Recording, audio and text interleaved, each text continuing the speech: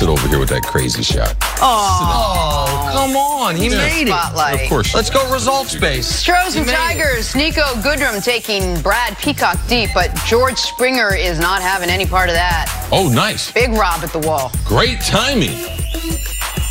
That's perfect. George Springer's a hell of an athlete now.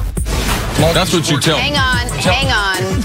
Avila University softball, Kayla Robeson robbing Kristen Prieto by running, not over, but through the wall. Okay, Take she's that, no major George leaguer, Springer. but that's a better catch. Oh, yeah, absolutely. Now, listen, Avila University, right in my backyard, Kansas City, Missouri. Can we reinforce the fences a little bit? That young lady could have gotten hurt, but she made a spectacular... No, you don't want to reinforce it. You want it like that. So, yeah. She would have gotten hurt. Absolutely. I agree to disagree. Difference of philosophy. Okay, so if it's reinforced, it's going to knock her back into the field. She's better than that immediately. Let me tell you something, Nick. You want the fence to give, not your body and your bones, your ligaments. Difference of philosophy. No. Okay, he doesn't. All right, let's talk some Have you ever football. played outfield? What? There we go. Yeah, Anytime you Stop at the answer word with a play. what, here comes a lie. Okay. I was thinking back to my brief baseball. You're too smart. What? You know, Hang you heard on. me. See, where do you think they put me playing baseball? Wasn't a very good play. No, he didn't make They it to put you in the... right. No, statisticians. Here we go. get Peter you them King put numbers. out his NFL team rankings heading into the 2019 season. Look at the NFC East. The Eagles came in at number 8, while Dallas came in at number 16, even after winning the division last season. Not even going to discuss how far down Washington and the Giants are ranked. All right, Steve, what's the biggest factor in who wins the NFC East this season? Carson Wentz. It's his time, man. It's his time. They've traded Nick Foles. He can't afford to be injured after getting injured the last 2 seasons. His overall leadership, people on the team question it. He said he was going to make some adjustments, and they've added some things. Got him another running back, Jordan Howard. I believe he's underrated.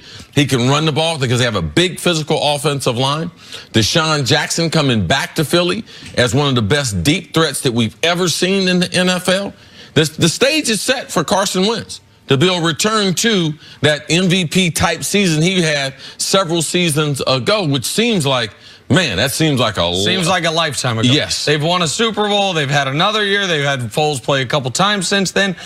When we were discussing Dak Prescott's contract, and I was running down the list of quarterbacks, when I was talking about how I'd be hesitant to pay him $30 million, running down a list of quarterbacks to me that are clearly better than him, I said kind of just offhandedly Carson Wentz.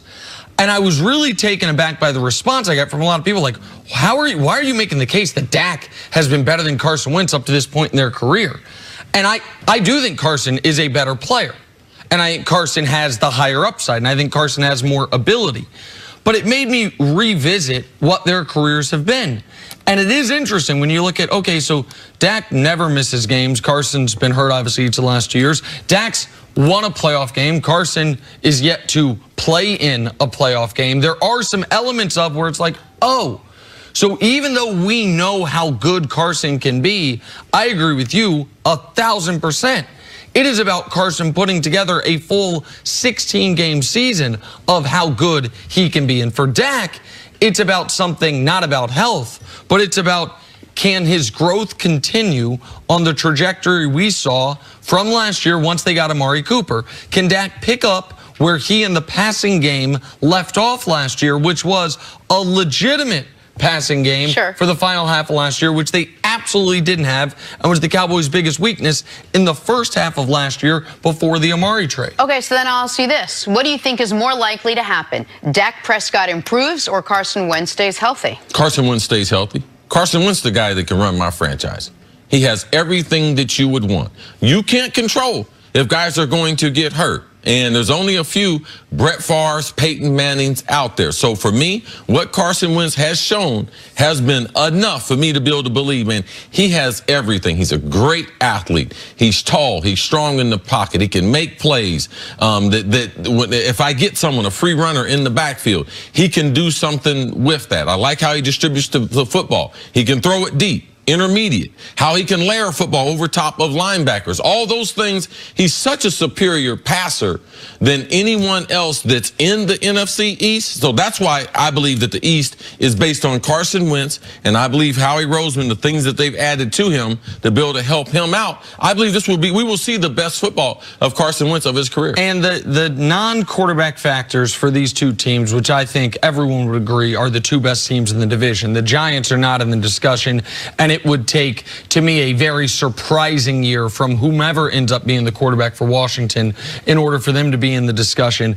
If it's about these two teams, quarterbacks notwithstanding, for Cowboys, their biggest question is, can the highest paid offensive line in football get back to being one of the 3 best offensive lines in football? With Travis Frederick ostensibly coming back, you would think Tyron Smith should be better. We know how good Zach Martin is.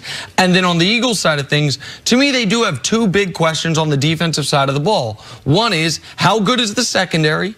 And the other is, how much will they miss Michael Bennett? Michael Bennett, year after year, is one of the most productive pass rushers in football. For some reason, year after year, he seems to be searching for a team to pay him accordingly.